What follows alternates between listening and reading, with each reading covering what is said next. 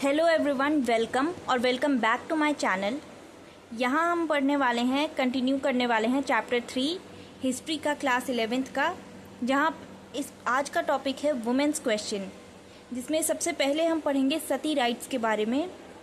तो सती एक ऐसी प्रैक्टिस होती थी जहाँ हस्बैंड की डेड बॉडी के साथ ही वाइफ को भी जला दिया जाता था, जिंदा जला दिया जाता था।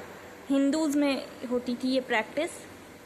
तो इस प्रैक्टिस को रोकने के लिए कई सारे मुस्लिम रूलर्स जैसे कि मोहम्मद बिन तुगलक, अकबर, जहांगीर, इन सब ने, सिख गुरु अमरदास ने, मराठा चीफ्टेनेस अहिल्या बाई और पेशवा ने भी काफ़ी सारे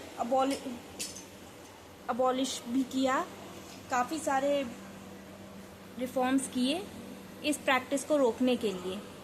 और साथ ही कई सारी टेरिटरीज़, इंडिया की कई सारी टेरिटरीज़ जैसे सीरमपुर, चिंसुरा और चंदेल नगर, ये सब डेनमार्क, डच और फ्रेंच कंट्रोल में के अंडर आती थी, जो कि प्रेजेंट डे वेस्ट बंगाल में है। इन सब जगहों पर ये सती प्रैक्टिस प्रोहिबिटेड थी। चंदेल नगर को प्रेजेंट डे चंदन नगर कहा जाता है। लेकिन जो ब्रिटिश गवर्नमेंट थी, जो ईस्ट इंडिया कंपनी थी, उसने इस प्रैक्टिस को रोकने के लिए कुछ भी नहीं किया था, क्योंकि वो लोगों के, नेटिव लोगों के रिलीजियस सेंटिमेंट्स को हर्ट नहीं करना चाहते थे। लेकिन जो सीरमपुर मिशनरीज थी, जिसे लीड करते थे विलियम कार्ली, उन्होंने एक एजिटेशन स्टार्ट किया इस सती प्रैक्टिस के अगेंस्ट। कई सारे पंडित्स को कंसल्ट करके, हिंदू शास्त्रों को पढ़ के ये जानने की कोशिश करी कि सती क्या हिंदू का कंपल्शन है। तो उन्हें पता चला कि ऐसा कुछ भी नहीं है, कंपल्सरी नहीं है सती प्रैक्टिस हिंदूज के लिए। तो उस टाइम के जो गवर्नर जनरल थे लॉर्ड वेलेस्ली, उनको कंसल्ट करके इसे रोकने की कोशिश करी, पर इसका कुछ फ़ायदा नहीं हुआ। फिर आते हैं लॉर्ड मिंटो, जिन्होंने कि अपने टाइम में डिक्लेयर किया कि सती कुछ ही केसेस में अलाउ की जाएंगी और बाकी केसेस में प्रोहिबिटेड रहेंगी। वो काउंटेनेंस के केस में अलाउ की जाएंगी, सिर्फ only in the case of countenance. पर फिर बाद में 1813 में, 1815 और 1817 में भी गवर्नमेंट ने कुछ मेजर्स लिए सती को रोकने के लिए, बट इसका कुछ फ़ायदा नहीं हुआ।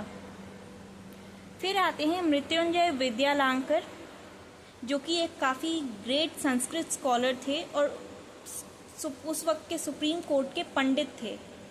1817 में उन्होंने डिक्लेयर किया कि ये प्रैक्टिस वॉलंटरी होती है, विलिंगली की वुमेन कमिट करती हैं, कोई फोर्सफुली नहीं करवा सकता, कोई भी इस प्रैक्टिस को फोर्सफुली नहीं करवा सकता। फिर और इसी आर्ग्यूमेंट्स का बाद में राजा राम मोहन रॉय ने भी एडवांटेज लेकर के सती को रोकने की कोशिश करी थी, सती प्रैक्टिस को।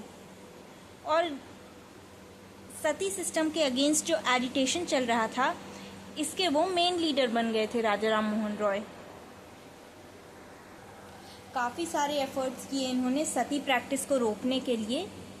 संवाद कौमुदी, समाचार दर्पण और फ्रेंड ऑफ इंडिया जैसे जर्नल्स और न्यूज़पेपर्स की हेल्प से कैंपेन स्टार्ट किया सती के अबॉलिशन के लिए। साथ ही जब नए गवर्नर जनरल आए लॉर्ड विलियम बेंटिक, तो उनकी हेल्प ली, उनसे कंसल्ट किया और H.H. विल्सन के साथ भी कंसल्ट किया, और इस नतीजे पर पहुंचे वो कि पहले तो उनके ओपिनियन में ये टोटली एक ही बार में टोटली अबॉलिश कर देना सही नहीं है, ताकि गवर्नमेंट की रिलीजियस न्यूट्रलिटी का भी ध्यान रखा जाए।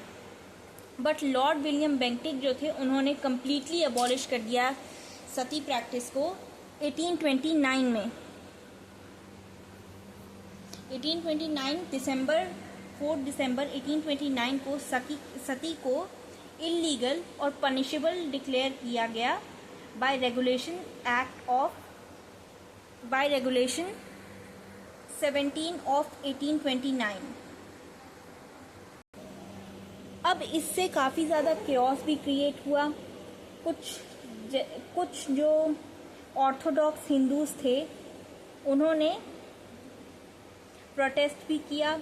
समाचार चंद्रिका नाम का जो न्यूज़पेपर था ऑर्थोडॉक्स ग्रुप का, उसकी हेल्प से प्रोटेस्ट किया, बट सती प्रैक्टिस को कम्प्लीटली अबॉलिश कर दिया गया।